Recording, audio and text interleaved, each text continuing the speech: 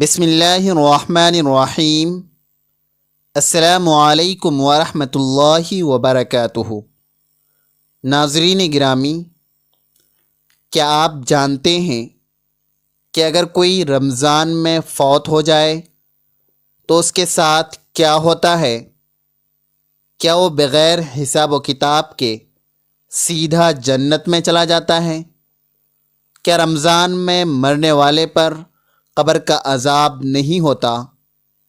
اس بارے میں لوگوں میں مختلف خیالات پائے جاتے ہیں، لیکن اصل حقیقت کیا ہے؟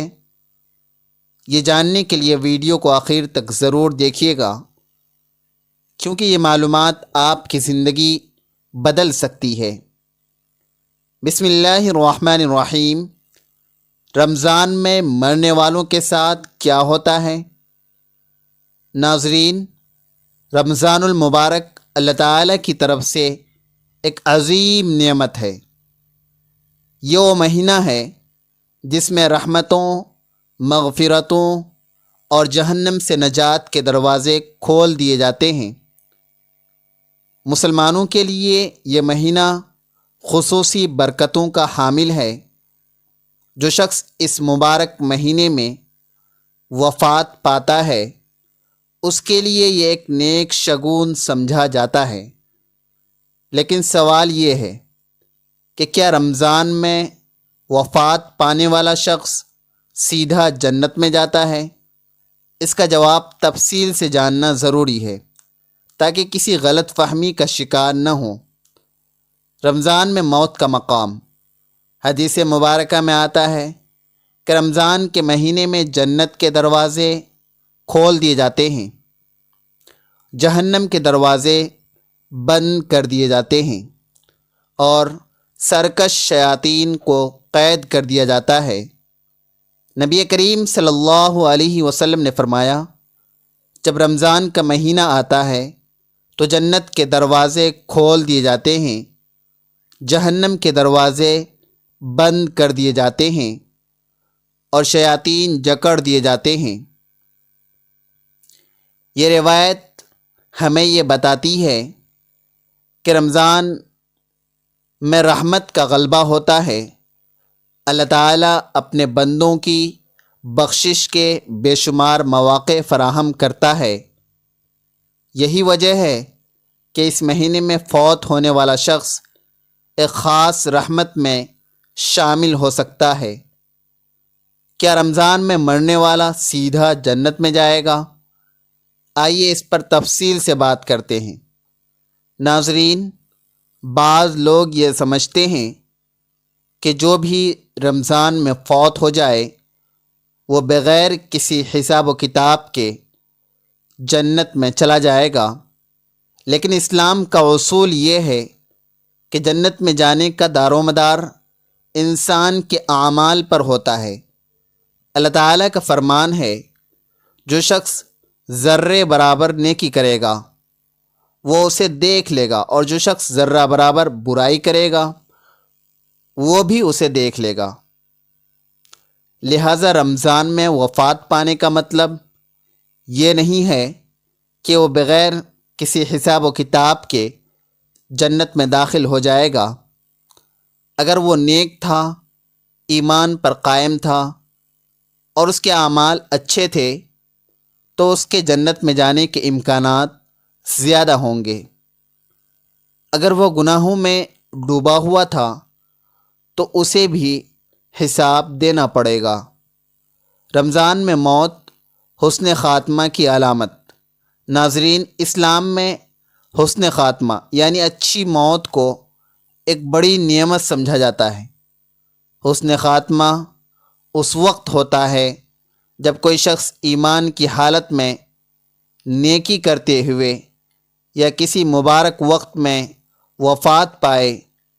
رمضان میں وفات پانا ایک نیک علامت ضرور ہے، لیکن اصل کامیابی ایمان پر موت پانے میں ہے۔ نبی کریم صلی اللہ علیہ وسلم نے فرمایا، جس کی موت لا الہ الا اللہ کہتے ہوئے ہو وہ جنت میں داخل ہوگا۔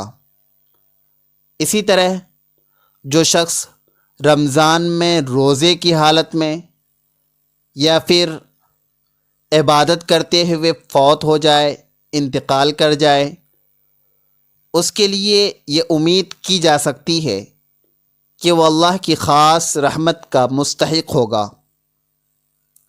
کیا رمضان میں مرنے والے پر قبر کا عذاب نہیں ہوگا؟ ناظرین گرامی، قبر کا عذاب ان لوگوں کے لیے ہے جو گنہگار ہوتے ہیں اور اللہ کے احکامات کو نظر انداز کرتے ہیں۔ رمضان میں وفات پانے والے کے لیے اللہ کی رحمت زیادہ ہو سکتی ہے، لیکن اگر وہ گنہگار تھا تو عذاب کا امکان بھی ہو سکتا ہے۔ ایک روایت میں آتا ہے کہ قبر جنت کے باغوں میں سے ایک باغ بھی ہو سکتی ہے اور جہنم کے گڑھوں میں سے ایک گڑھا بھی۔ لہٰذا رمضان میں وفات پانے کا مطلب ہرگز یہ نہیں کہ قبر کے عذاب سے مکمل نجات مل گئی، بلکہ اگر اعمال اچھے ہوں گے تو اللہ تبارک و تعالیٰ کی رحمت سے نجات ممکن ہوگی۔ رمضان میں نیک موت کی دعائیں، چونکہ رمضان برکتوں اور دعاؤں کی قبولیت کا مہینہ ہے، اس لیے ہمیں یہ دعا ضرور کرنی چاہیے کہ اے اللہ ہمیں ایمان کی حالت میں موت عطا کر۔ اللہم اجعل خیر اعمالنا خواتمہا واجعل خیر ایامنا یوم نلقاکا۔